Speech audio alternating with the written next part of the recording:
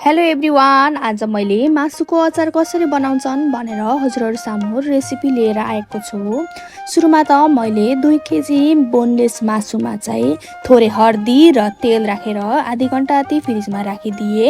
र यता मसलाको लागि मैले सौफ, मरिच, कालो तोरी, हाम्रो तिमुर, मेथी अनि जिरा धनियाको धुलो लिएको छु। अब लगभग आधी घण्टा पनि भइसक्यो। मैले फ्रिजबाट मासुलाई बाहिर निकालेँ अनि कराई बसालेर तेल ताप्नको लागि छोडिदिएँ। र अब तेल पनि लगभग तातिसकेको छ। अब चाहिँ मासुलाई थोरै थोरै गरेर कराईमा हाल्नु होला।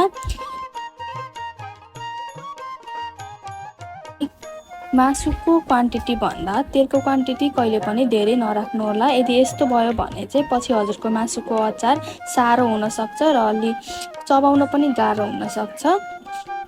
र मैले थोरै नुन पनि राखेँ र यसलाई अब ढोक्दै चलाउँदै गर्नुपर्ने हुन्छ।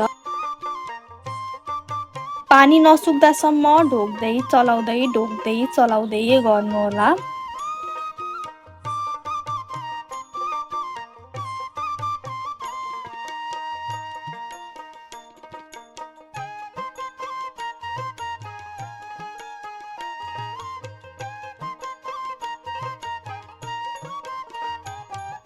र यता अब मैले अघि देखाएको मसलालाई चाहिँ फ्राई गरेर सेलाउन राखेको थिएँ। अब चाहिँ यसलाई मिक्सीमा पिस्नु होला। यसलाई सधैँ पिस्दाखेरि चाहिँ कहिले पनि मसिनो नगराउनु होला। हल्का खस्रो टाइपको चाहिँ हुनुपर्छ मसला चाहिँ। र अब मसला चाहिँ लगभग यतिको भइसकेको छ, रेडी छ। अब मैले चाहिँ यता दिउरीमा तेल बसालेर तताउन राखेको छु।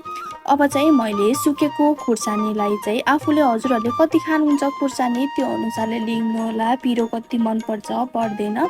हाम्रो घर चाहिँ अलि धेरै नै पिरो खानुहुने हुनाले चाहिँ मैले अलि धेरै नै खुर्सानी लिएको छु। अब चाहिँ यो सुकेको खुर्सानीको डाँठलाई छुट्याइदिउँ। ल मैले अब डाँठ पनि छुट्याइसकेको छु। उता तेल पनि तातिसकेको छ। अब चाहिँ खुर्सानीलाई ओइरिदिनु। खुर्सानी ओइरिदा चाहिँ कहिले पनि कालो गराएर नओइरिनु होला। ठिक्कको हुन पर्यो। कालो भयो भने अलि पिरोको टेस्ट पनि नआउन सक्छ। त्यो हुनाले र अब यता मैले मासु फर्काएर हेरेको त मासु लगभग पिदामा लाइसकेको, तेल छोडिसकेको थियो। अब लगभग हाम्रो मासु पनि रेडी हुन लागिसकेको छ।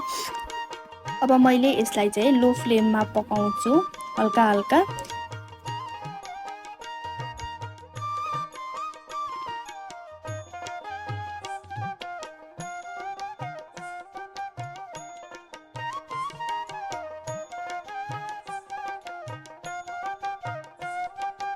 र अब हाम्रो मासु पनि रेडी भइसकेको छ, हजुरहरूले देख्न सक्नुहुन्छ।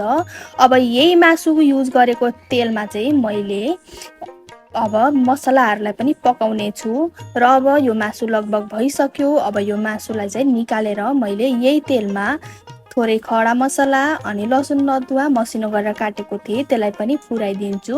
लसुन र अदुवालाई चाहिँ धेरै रातो पनि गराउनु परेन, ठिक्कको बनाउँदा हुन्छ। किनभने पछि मसला र मासु हालेर पकाउँदा ठिक्क हुन्छ।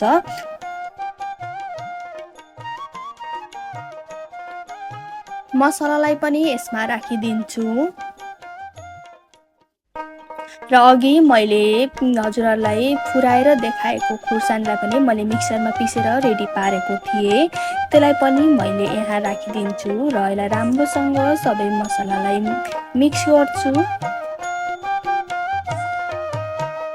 अघि मैले राखेको हर्दी र नुन अलि नपुगे जस्तो लागेको हुनाले चाहिँ मैले हर्दी र नुनलाई पनि थोरै थोरै मात्रामा एड गरेको छु।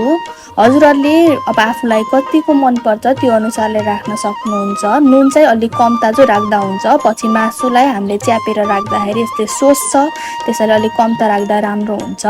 मैले चाहिँ अब गोल्डी मसला पनि राखेँ। गोल्डी मसला चाहिँ अप्सनल हो, हजुरहरूलाई मनपर्छ भने राख्नु, मन पर्दैन भने नराख्दा हुन्छ।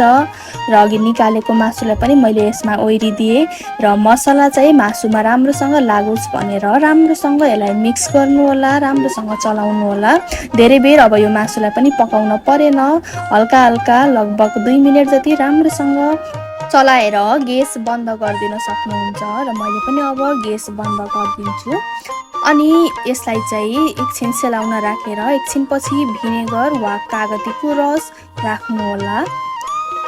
मैले चाहिँ मसँग भिनेगर नभएको हुनाले कागतीको रस राखेको थिएँ र अब हाम्रो मासुको अचार पनि रेडी भइसकेको छ।